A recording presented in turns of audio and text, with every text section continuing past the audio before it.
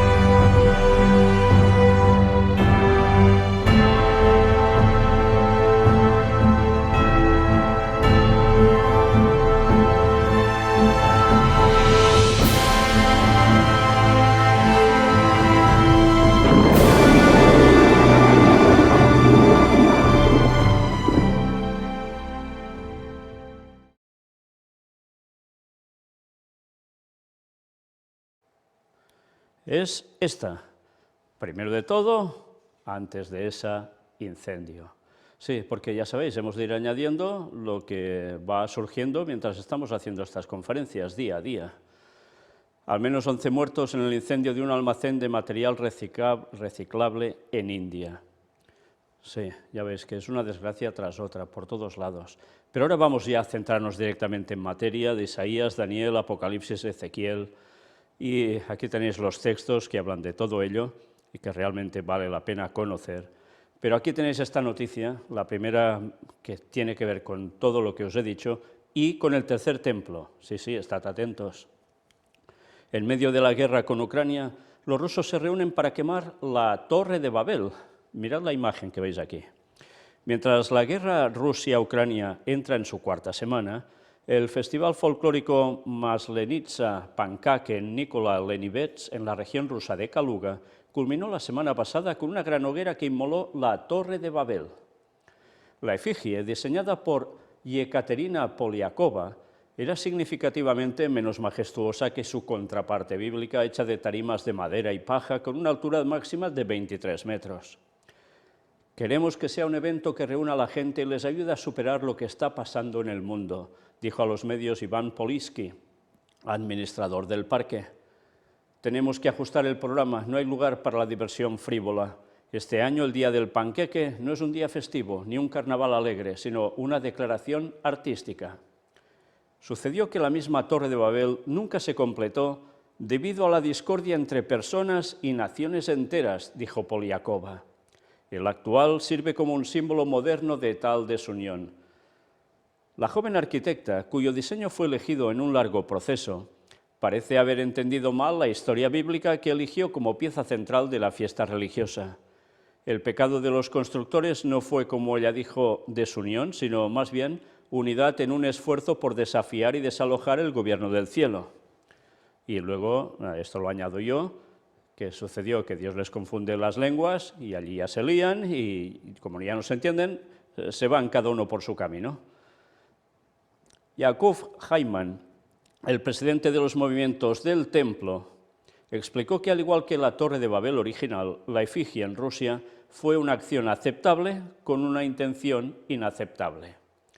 Dios quiere que nos unamos y la arquitectura es parte de eso, dijo Heimann, quien es gerente de proyectos de construcción de profesión. La forma más alta de esto fue y será el templo en Jerusalén como una casa de oración para todas las naciones. No adoramos el edificio, es un contenedor de lo que hacemos allí. Fijaos que dice, fue y será. Las Naciones Unidas son una repetición de la Torre de Babel, y esta desunión contra Dios se personifica y se enfoca en cómo tratan al monte del templo, dijo Heimann. La cura para la desunión global es el templo de Jerusalén. No hay otra cura ni atajos. La tradición de quemar grandes objetos de arte se inició en 2001. La tradición es parte de Maslenitsa, también llamada Rovetide, la festividad eslava más antigua que se conserva, celebrada durante la última semana antes de la Gran Cuaresma, es decir, la octava semana antes de la Pascua ortodoxa oriental. El festival ha conservado una serie de elementos de la mitología eslava en su ritual. Las celebraciones incluyen la cocción de panqueques tradicionales, paseos en trineo, eso suena muy bien, combates entre grupos de hombres y finalmente la quema de una efigie de Lady Maslenitsa.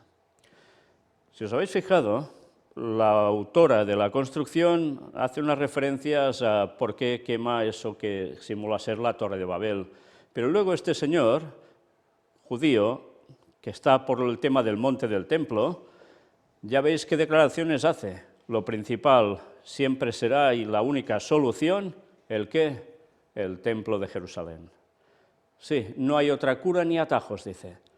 Y esto es lo que verdaderamente da todas las pintas que es lo que va a terminar pasando, porque, a ver, esto no es una cuestión de inventiva o de dilucidar si será así o no, es que realmente la profecía nos dice que habrá tercer templo en Jerusalén, que no será designio de Dios, pero para la gente será un designio divino porque servirá a todos para adorar allí, y toda la raza humana, oh, qué bien, todos unidos por primera vez definitiva ya en la historia, y con el Mesías que aparecerá allí.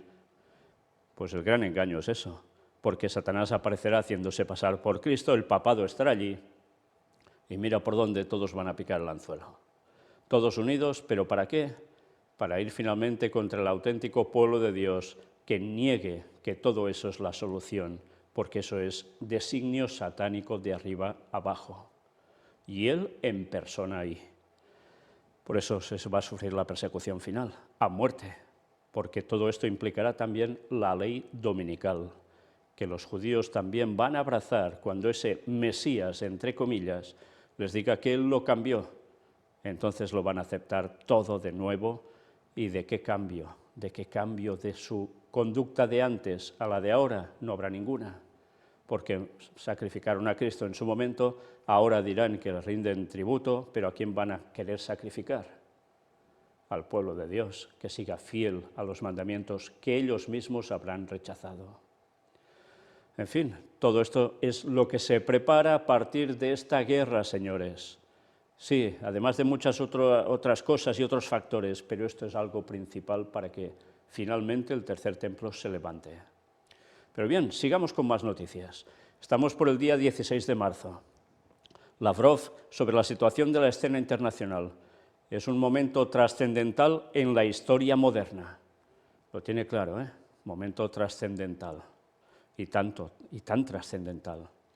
Es un momento trascendental en la historia moderna porque refleja una batalla sobre cómo será el orden mundial, aseveró Lavrov en una entrevista con RBC, destacando que ahora se trata no solo de Ucrania, sino del Estado de Derecho mundial. Fijaos, orden mundial. Y tranquilos, porque en las dos próximas conferencias que nos quedan vamos a ver quién ha hablado ya totalmente abiertamente del nuevo orden mundial. Pero claro, en una consonancia que para nada tiene que ver precisamente con lo que hace referencia Rusia y en este caso el señor Lavrov. Estados Unidos recomienda a la India pensárselo 2 veces antes de comprar petróleo ruso. Vaya, suena algo de amenaza esto, ¿no? Y India, ¿por qué India? Porque India se está decantando cada vez más en favor de Rusia. Y esto, cuidado, porque ¿cuántas veces lo venimos diciendo? Un ejército de 200 millones que tarde o temprano hará su aparición y ya sabéis dónde va a luchar. ¿No lo sabéis? Pues bueno, ya lo iremos mostrando aún más claramente, pero todo va hacia Armagedón, señores, Armagedón. Y cada uno se irá posicionando. Lo que parecía que eran uniones establecidas entre ciertos países van a dar giros, y este puede ser India. El ministro de Petróleo y Gas Natural de la India, Hardeep Singh Puri, confirmó este lunes ante parlamentarios que el gobierno del país está negociando con Rusia la compra de petróleo a precios reducidos para defender los intereses de los consumidores indios ante el drástico aumento de los precios de hidrocarburos en todo el mundo. Previamente, dos funcionarios indios comentaron a Reuters que su país estaba considerando la posibilidad de aceptar una oferta de Moscú para comprar petróleo ruso y otras materias primas con un gran descuento, dejando de lado el dólar estadounidense a través de un mecanismo de comercio que permita utilizar solo rupias y rublos, o sea, la moneda de la India y la moneda de Rusia. Dólares, no. Preguntada sobre la posibilidad de que la India acepte la propuesta de Rusia para comprar crudo más barato, la secretaria de prensa de la Casa Blanca, Jen Psaki, afirmó durante su rueda de prensa del martes que el mensaje de Estados Unidos para cualquier país sigue siendo, obviamente, acatar las sanciones contra el gobierno ruso, impuestas por su operación militar en Ucrania, y desaconsejó emprender negocios con Moscú. Psaki aclaró que el trato comercial con Rusia por parte de otras naciones no sería una violación de las sanciones estadounidenses, pero sostuvo que sería una forma de apoyar al Kremlin. Piensen también dónde quieren estar cuando se están escribiendo los libros de historia en este momento. Y el apoyo a los dirigentes rusos es el apoyo a una invasión que obviamente está teniendo un impacto devastador, declaró la vocera de la Casa Blanca. Fijaos, ya les marcan pautas. ¿Dónde quieren estar? India, ¿con Rusia o con Estados Unidos y aliados? Puri, por su parte, vinculó la subida de los precios del petróleo con una situación semejante a una guerra, refiriéndose a los combates en Ucrania, pero sin mencionar a ninguno de los países involucrados, y señaló que esta situación repercutió en los precios de los carburantes. Fijaos que lo dice todo muy solapadamente. El ministro indicó que la gasolina es entre un 50% y un 58% más cara en Estados Unidos, Canadá, Francia, Alemania, Reino Unido y España, frente a una subida del 5% en la India. No se puede comparar, Además, el gobierno indio trata de contener el incremento de los precios del gas para limitar su impacto en los hogares y el aumento de la factura energética. Nueva Delhi importa el 80% del petróleo que necesita y generalmente entre el 2 y el 3% del volumen total de sus importaciones proviene de Rusia. El viceprimer ministro ruso, Alexander Novak, detalló el jueves pasado que las importaciones de petróleo y productos derivados de la India desde Rusia ascienden a casi 1.000 millones de dólares. Por tanto, ya veis, Estados Unidos marcándoles pautas. A ver a quién os vais a unir. Mientras tanto, Taiwán realiza ejercicios militares frente a la costa china después de elevar el nivel de alerta tras la crisis en Ucrania. Sí, la tensión allí también está. Una vez más, no todo es cuestión de Ucrania. Esto se prepara a nivel global. Rusia, China. Y ahora vamos a ver un vídeo. Los puntos clave del discurso de Zelensky ante el Congreso de Estados Unidos. Sí, lo hizo en videoconferencia en pantalla gigante. Estad atentos a lo que dice. Vale la pena. Sobre todo la parte final era la más importante. Le pide a Biden que sea el líder mundial. Sí, no solo de Estados Unidos, sino mundial. Y sabemos que eso se va a cumplir, será así, porque van a hacer sucumbir a Rusia y China durante un tiempo. ¿Y solos? No. El poder del papado, nos decía la profecía, que estaría totalmente asociado a ese poder de Estados Unidos. La primera y la segunda bestias de Apocalipsis. Y que esta segunda bestia le dará el poder otra vez a la primera, o sea, al papado. Todo se va desarrollando conforme a la profecía, todo se va preparando para ese momento. Y evidentemente la guerra en Ucrania lo va a facilitar y mucho. Rusia utiliza la presencia iraní en los altos del Golán para advertir a Israel sobre el apoyo a Ucrania. Una vez más, fijaos que esto ya lleva una dirección, y la dirección de todos estos acontecimientos es Israel. Rusia ha estado utilizando la presencia de milicias respaldadas por Irán en el sur de Siria, sobre todo cerca de los altos del Golán ocupados, para presionar a Israel por el apoyo a la oposición occidental a la invasión de Ucrania. Los medios de comunicación locales informaron de que el 12 de marzo, por ejemplo, Rusia realizó una patrulla de vehículos militares iraníes en el lado sirio de los altos del Golán. Los medios de comunicación citaron al analista militar, el general de brigada Asad al-Zoubi, diciendo que al permitir que los iraníes se acerquen a la frontera, Rusia ha enviado una advertencia a Israel, que ocupa los altos del Golán. Básicamente se le está diciendo al gobierno israelí que no se ponga al lado de Estados Unidos si la administración Biden decide intervenir en la guerra de Ucrania. Es claro, ¿no?, el mensaje. Si indica esto, ¿qué puede pasar si sucede? ¿Qué será objetivo de Rusia? Israel. Al-Zoubi señaló que Irán y sus milicias no pueden moverse sin el consentimiento previo de Rusia. La coordinación ruso-iraní, añadió, tiene lugar las 24 horas del día en Siria. Interesante, ¿eh? El tema de Medio Oriente y en concreto, sobre todo, Irán, tiene mucho que ver en esta cuestión que está aconteciendo. Fijaos cuántos focos dispersos que todos van en la misma dirección. Medio Oriente, Europa con Ucrania, Rusia, Taiwán, China, y así una tras otra. Según el analista, los funcionarios rusos se han reunido con los líderes iraníes en Siria desde el primer día de la invasión de Ucrania y les han informado de que los sistemas de defensa aérea de Rusia proporcionarán protección a todas sus milicias. La coordinación ruso-iraní se ha hecho evidente en Siria, explicó Al-Zoubi. Rusia tuvo en cuenta a algunos países árabes para conseguir lo que quería y los engañó haciéndoles creer que estaba en contra de las milicias iraníes y que estaba trabajando para expulsarlas. Sin embargo, hoy Rusia no puede ocultar al mundo su criminalidad, brutalidad y apoyo a los sistemas terroristas. Vaya declaraciones, ¿eh? Cabe destacar que Irán lleva años trabajando para reforzar sus fuerzas en el sur de Siria. ¿Y quién es Asad el-Zoubi?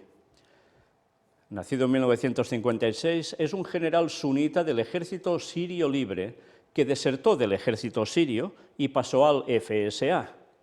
Se unió a la Academia de la Fuerza Aérea de Siria en 1974, se graduó en 1977 con el rango de teniente y luego ascendió hasta convertirse en general de brigada. También trabajó como consultor militar en Yemen durante más de 2 años. Actualmente ocupa una posición de liderazgo en el Frente Sur. Antes de su deserción, sirvió en la Fuerza Aérea Árabe Siria y fue jefe de la rama de la Fuerza Aérea de la Academia Militar Suprema Siria.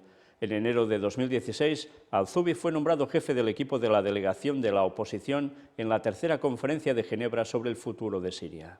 Por tanto, ya veis, se pasó de un bando al otro, dentro de Siria, y ahora dice lo que dice. Bueno, son declaraciones a tener en cuenta, ¿eh? Israel sigue colgando de un hilo. Más noticias.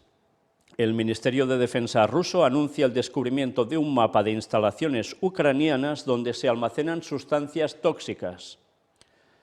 Y a partir de aquí, una vez más, todo se vuelve a liar mucho más aún, porque ya podéis imaginaros que unos empezarán a decir una cosa y otros otra, llevándose la contraria. Pero cuando esto ya aparece en escena, lo primero que uno piensa es, lógicamente, bueno, pues ahora podrá pasar algo de esto, y unos dirán que lo ha hecho este adrede y los otros dirán que es falsa bandera, y así estamos. Por tanto, cuidado, porque las cosas aún se están complicando más. Mirad en The Economist, esta revista que sabe tantas cosas antes de que sucedan. Dice esto, John Mearsheimer, sobre por qué Occidente es el principal responsable de la crisis de Ucrania. El politólogo cree que la expansión temeraria de la OTAN provocó a Rusia. Sí, y esto muchos analistas lo tienen clarísimamente. ¿Por qué? Porque habían quedado de acuerdo en que no harían eso, la OTAN, Estados Unidos a la cabeza, y lo han hecho. Y Rusia pues salta a su defensa. Pero vaya, forma de saltar también, ¿eh? En fin, ya veis que, gracias a Dios, hay personas que cuentan las cosas un poco más allá de lo que tantas veces se informa. Pero una vez más, mira a quién volvemos, y es al Papa Francisco, que conversó con el patriarca ruso. Las guerras son siempre injustas. Los líderes de la Iglesia católica y ortodoxa acordaron unirse en los esfuerzos para lograr la paz en Ucrania. La Iglesia no debe usar la lengua de la política, sino el lenguaje de Jesús, agregó el sumo pontífice. Bien, pues estad atentos, ¿eh? El Papa Francisco defendió que las guerras son siempre injustas en la conversación que hoy mantuvo, día 16, con el patriarca ortodoxo de Rusia, Kirill, sobre la invasión de Ucrania. así como que ambas iglesias deben unirse para buscar vías de paz, o sea, un ecumenismo entre ellas para que haya paz.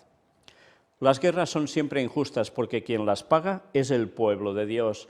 Nuestros corazones no pueden llorar ante niños, mujeres asesinadas, ante todas las víctimas de la guerra. La guerra nunca es el camino, dijo el Papa Francisco. El líder ortodoxo había suscitado controversia por justificar la invasión de Ucrania por parte del régimen de Vladimir Putin, en concreto al considerar que se combatía contra el lobby gay. Vaya declaraciones, ¿eh? Sí, ya sabéis que Rusia es mucho más conservador, la Iglesia ortodoxa sobre todo, y Putin, que se mueve en ese ámbito, que la Iglesia Vaticana. Sí, donde precisamente se potencia lobby gay. Y como unos se consideran más, digamos, ¿cómo os lo diría yo?, conservadores, para decirlo de algún modo, los otros no, parece que van progresando mucho y muy deprisa. Y esto también ha llevado a que esa unión ecuménica entre Iglesia Ortodoxa rusa y Vaticano no se produzca. Ya comentamos cómo Kirill en un principio se había juntado con el Papa Francisco y parecía que iban ya a pactar el ecumenismo a por todas. Pero resulta que después Kirill tuvo graves problemas con los suyos, que se rebotaron con ese querer hacer un acuerdo con el Vaticano. Y ahora Kirill encima dijo esto sobre la invasión de Ucrania a Rusia, que unos dicen que es invasión y otros solo una cuestión militar. Bueno, pues ahora añade este señor que el lobby gay es algo que no puede ser y por tanto hay que apoyar lo que Putin hace en Ucrania. Esto ha traído revuelo, pero ¿qué cambio ha habido en el señor Kirill? Francisco, según un comunicado de la Santa Sede, le agradeció en la videoconferencia este encuentro y dijo que la Iglesia no debe usar la lengua de la política, sino el lenguaje de Jesús. Sí, claro, pero ya le está echando algo en cara, ¿eh? Porque quiere decir que él está hablando en plan político, el Kirill. Y esto no puede ser, según dice el papado, será que ellos no lo hacen, ¿eh? Somos pastores del mismo santo pueblo que cree en Dios, en la Santísima Trinidad, en la Santa Madre de Dios. Por eso debemos unirnos en el esfuerzo de ayudar a la paz, de ayudar a quien sufre, de buscar vías de paz para parar el fuego, le emplazó. Por cierto, aquí tenéis la instantánea de cuando Putin fue a ver al Papa Francisco, ¿eh? Los dos líderes han subrayado la excepcional importancia del proceso de negociación en curso, porque, según el pontífice, quien paga el precio de la guerra es la gente, son los soldados rusos y la gente que es bombardeada y muere. Como pastores tenemos el deber de estar cerca y ayudar a todas las personas que sufren por la guerra. En el pasado se hablaba también en nuestras iglesias de guerra santa o de guerra justa. Hoy no se puede hablar así. Se ha desarrollado la conciencia cristiana de la importancia de la paz, explicó Bergoglio. Sí, es curioso porque hoy no hablan en esos términos y en cambio siguen haciendo lo mismo. Madre mía, es que desde luego es indignante. ¡Qué hipocresía! ¿Y qué harán cuando vuelvan a tener el poder en pocos años? Lo mismo que antes contra el pueblo de Dios, porque eso se va a cumplir, es profecía y no ha fallado ninguna de las profecías bíblicas. Y avisados estamos que Roma no cambia, no os dejéis engañar. Y bastante hemos ido mostrando cómo verdaderamente ellos están moviendo los hilos de esta guerra. Y luego, ay, pobrecitos, los que lo pasan mal. En este sentido, según el Vaticano, convino con el patriarca que las iglesias están llamadas a contribuir a reforzar la paz y la justicia. Francisco y Kirill se reunieron en La Habana en 2016, en Cuba. La primera vez que un patriarca ortodoxo de Rusia y un pontífice romano se veían tras el histórico cisma del año 1054, cuando se dividió la Iglesia. En la conversación, Kirill y Francisco estuvieron acompañados por el metropolita Hilarión, responsable de Relaciones Exteriores de la Iglesia rusa, y el cardenal suizo Kurt Koch, presidente del Pontificio Consejo para la Promoción de la Unidad de los Cristianos, o sea, el que busca el ecumenismo.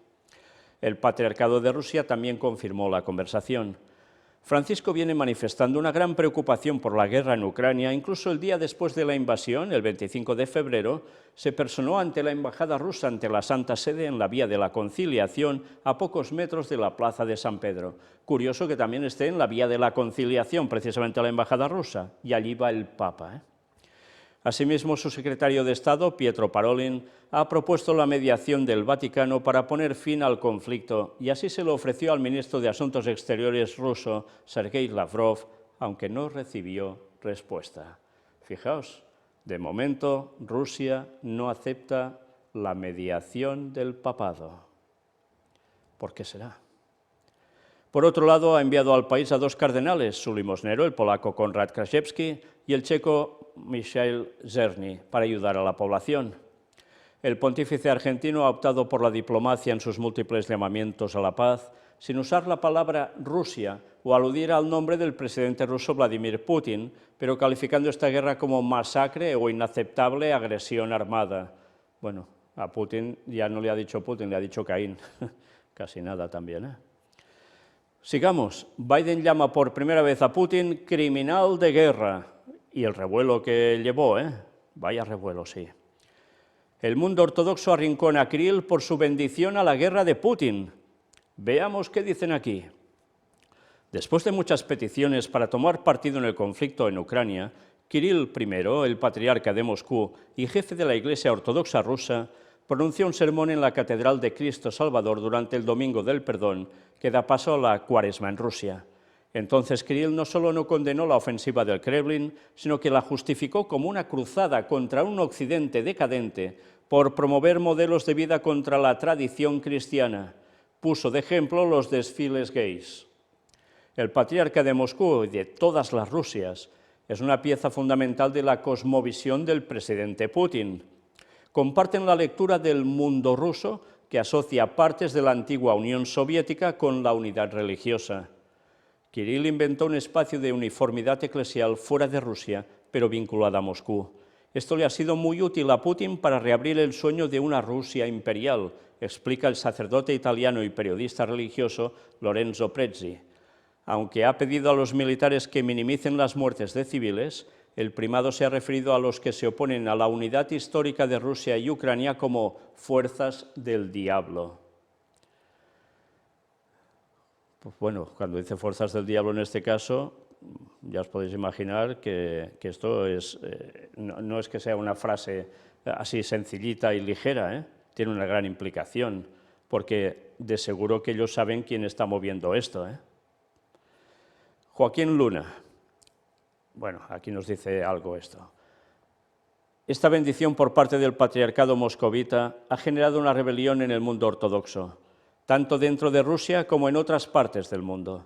Casi 300 clérigos ortodoxos rusos han firmado una carta contra la guerra en el país vecino, mientras en Ámsterdam una iglesia ortodoxa rusa ha anunciado que ha roto con el patriarcado de Moscú.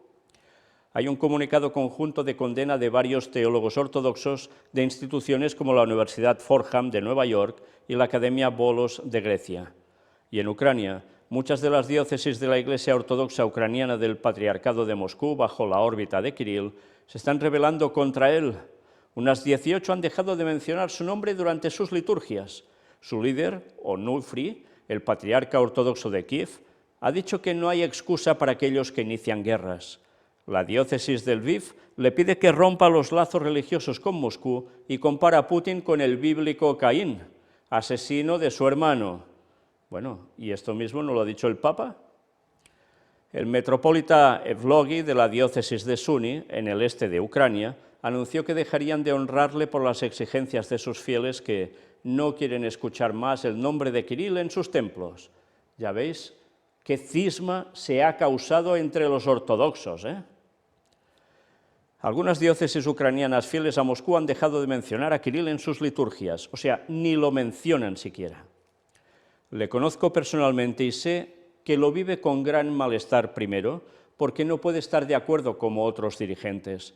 Recibió muchas presiones y sobre todo porque perder a la Iglesia ucraniana significaría perder a millones de fieles, cuenta el sacerdote italiano Stefano Caprio, experto en Rusia del Pontificio Instituto Oriental. Él dice que Kirill actúa así porque ha recibido muchas presiones. Alrededor de 100 de los 260 millones de cristianos ortodoxos en el mundo se encuentran en Rusia, mientras otros de ellos siguen manteniendo relaciones con Moscú. Los creyentes ortodoxos en Ucrania están divididos entre la Iglesia Ortodoxa Ucraniana del Patriarcado de Moscú, autónoma pero bajo la influencia de Kirill, unos 10 millones, la Iglesia Ortodoxa Autocéfala Ucraniana, independiente, entre 7 y 8 millones, y otras iglesias ortodoxas. La gran división se produjo en el 2018, cuando el Patriarcado de Constantinopla, que tiene menos fieles pero mantiene la autoridad moral, reconoció a la Iglesia de Ucrania como independiente del Patriarca de Moscú, rompiendo con 3 siglos de subordinación a Rusia. Por tanto, esto ya trae cola de hace tiempo. Sí, las cosas se trabajan poco a poco o muy deprisa cada vez más, pero no son de, mira, lo hago ya porque sí, sino que vienen trabajándose con tiempo. Alguien ha trabajado para que eso suceda, para que haya esa división entre ellos. Entonces, Petro Poroshenko estaba en plena campaña para que la Iglesia ucraniana se liberara de una de las grandes formas de poder blando del Kremlin.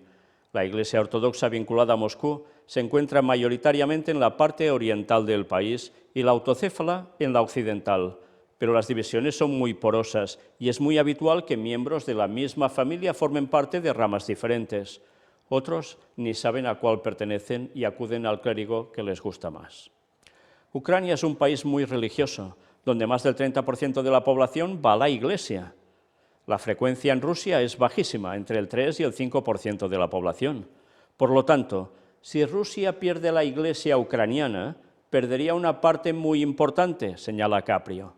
Además, para Kirill, Ucrania es de una relevancia simbólica, el lugar donde Vladimir I, gran príncipe de Kiev, se convirtió al cristianismo en el año 988 después de Cristo. Tanto que, según la agencia TASS, en el 2019, comparó a la capital ucraniana con el significado de Jerusalén para el cristianismo global. Ya veis esto, qué trascendencia tiene. El jefe de los ortodoxos rusos habla con el Papa Francisco, ambos desearon el éxito de las negociaciones. Pero Kirill no está siendo cuestionado solamente dentro del mundo ruso, sino que el resto de la esfera ortodoxa también le está dando la espalda. Y había roto definitivamente con el patriarca ortodoxo de Constantinopla, Bartolomé I, acusándole de desafiarle y haber creado un cisma en la ortodoxia ucraniana al patrocinar la Iglesia Autocéfala ucraniana. El patriarca Daniel de Rumanía y Teodoro II, patriarca de Alejandría y de toda África, también han lamentado la guerra. Sí, si en un momento parecía que Kirill, Bartolomé y el Papa Francisco iban a ir tan unidos en ese ecumenismo, ya veis, se hizo trizas por todos lados. Y uno acusando al otro, evidentemente alguien estaba trabajando para que eso pasara. Señores del Vaticano. Y todo da sus frutos. Con el Vaticano las cosas no van mucho mejor. El Papa Francisco, que se ha marcado tender puentes a otros credos como uno de los objetivos de su pontificado, fue el primer jefe de la Iglesia Católica en reunirse con un líder de la Iglesia Ortodoxa rusa tras un milenio de desencuentros con su reconciliación histórica con Kirill en La Habana en el 2016. El jesuita sueña con ser el primero en viajar a Rusia y anunció a finales del año pasado que volvería a verle pronto, pero bajo las actuales circunstancias esto parece muy lejano. Ayer, sin embargo, una videollamada entre ambos parecía favorecer la distensión. Según la versión de Moscú, desearon el éxito de las negociaciones para una paz justa. Según la Vaticana, el Papa subrayó la conciencia cristiana de la importancia de la paz. Bien, ya estáis viendo cuántos factores están en juego en todo esto. Sí, hay una cuestión espiritual detrás de todo ello. Vaya que se la hay. Noticia también del 16 de marzo. Paz en Ucrania. Parolin dice, orar nunca es inútil, puede cambiar el corazón y la mente. Si realmente pusiéramos en práctica las palabras de Jesús, todos los conflictos de la tierra poco a poco desaparecerían. Fue la reflexión del cardenal Pietro Parolin en su homilía con ocasión de la Misa por la Paz en Ucrania, celebrada hoy en la Basílica de San Pedro. El purpurado destacó el poder de la oración que puede transformar la realidad y pidió a Dios que tenga piedad de esta humanidad sorda. Vamos a destacar algo de aquí, y es precisamente esto. Asimismo, profundizando sobre el Evangelio del día, según Mateo, capítulo 20, del 17 al 28, donde encontramos la petición que la madre de los hijos de Zebedeo dirigió a Jesús, que uno de estos hijos míos se sienten a tu derecha y otro a tu izquierda en tu reino.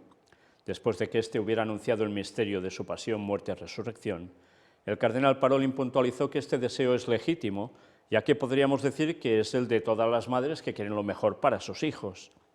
Sin embargo, choca al mismo tiempo con las palabras que acaba de pronunciar Jesús. En el fondo, se trata de un choque entre dos lógicas diferentes, dos glorias distintas, la de los hombres, que es la búsqueda del éxito y el poder mundanos, y la de Dios, que pasa por la cruz, añadió el purpurado, subrayando que en este doble concepto de gloria se juega nuestra existencia y se juega la historia del mundo entero.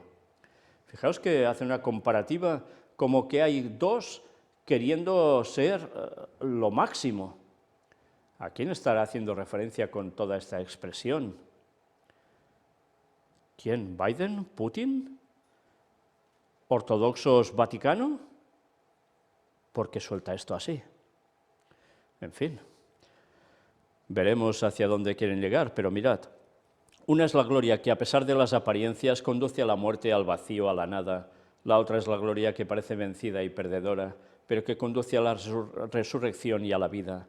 Per crucem ad lucem, por la cruz llegamos a la luz, a la gloria.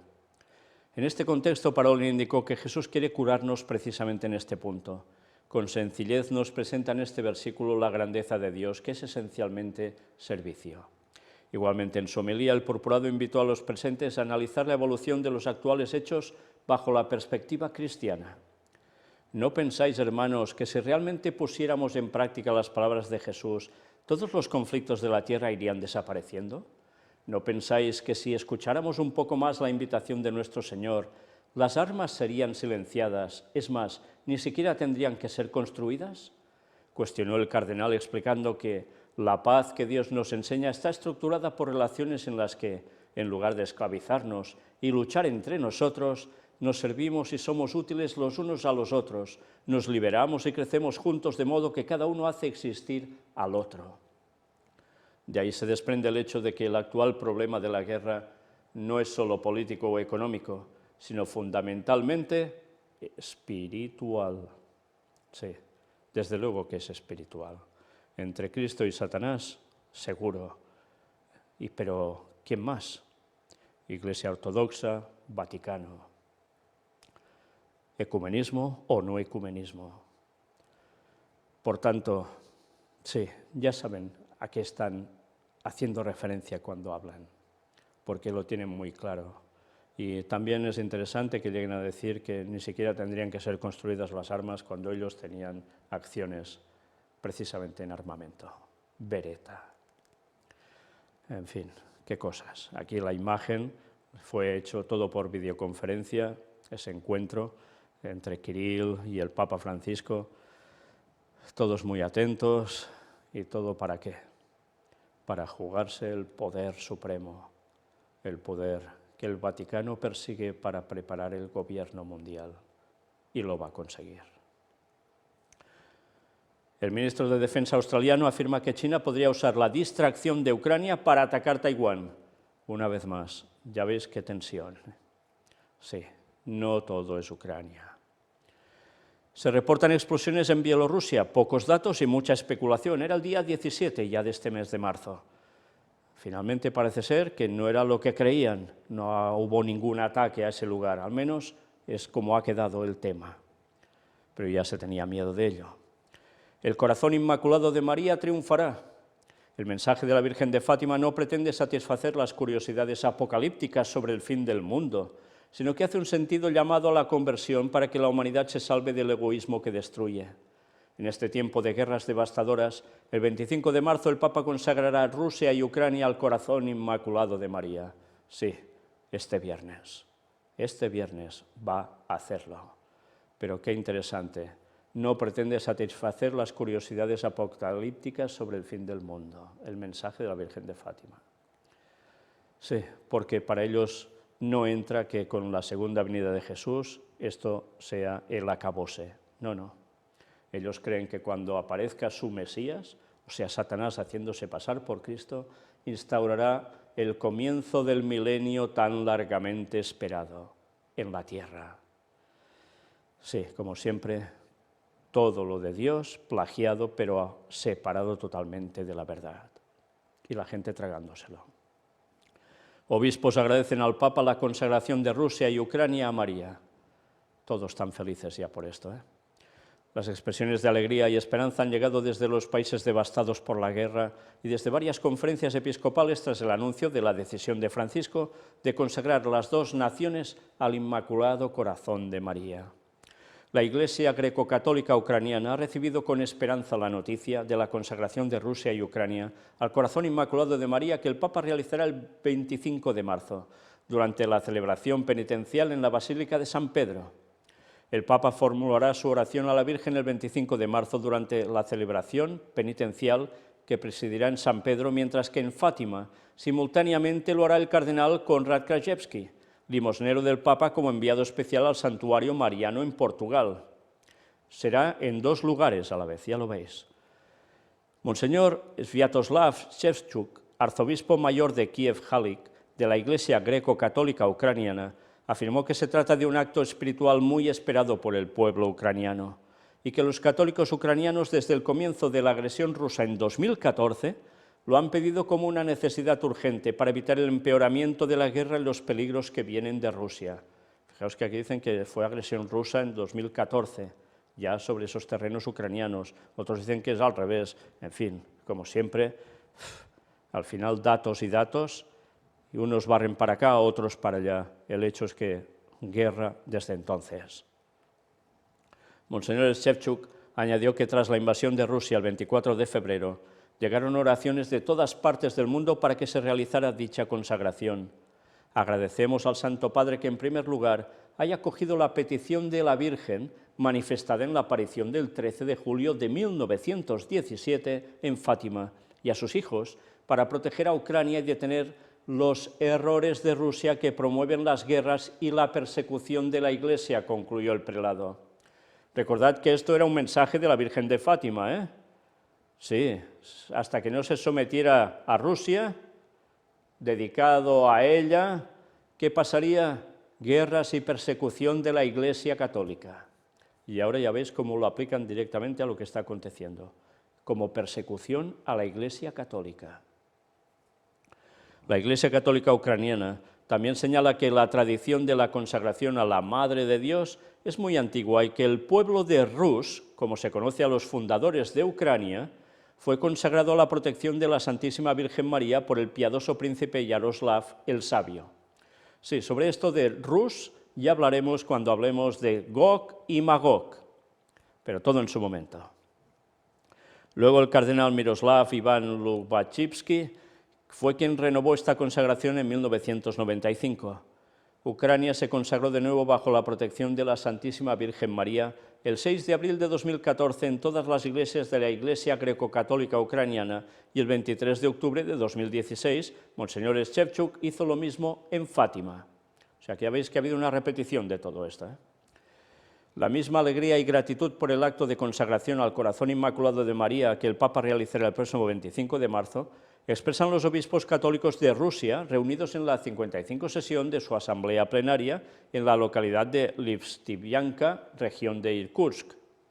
En esta ocasión, los obispos lanzaron un llamamiento a los católicos y a todos los que creen en el poder de la oración, el ayuno y las obras de amor por la paz en Ucrania, Rusia y el mundo entero. Ante esta jornada especial deseada por Francisco, la Conferencia Episcopal también pide a las parroquias y comunidades que planifiquen con tiempo las oraciones adecuadas e invita a todos los católicos a la comprensión mutua y a ser heraldos de la reconciliación. Oración, ayuno, obras de amor por la paz en Ucrania, Rusia y el mundo entero.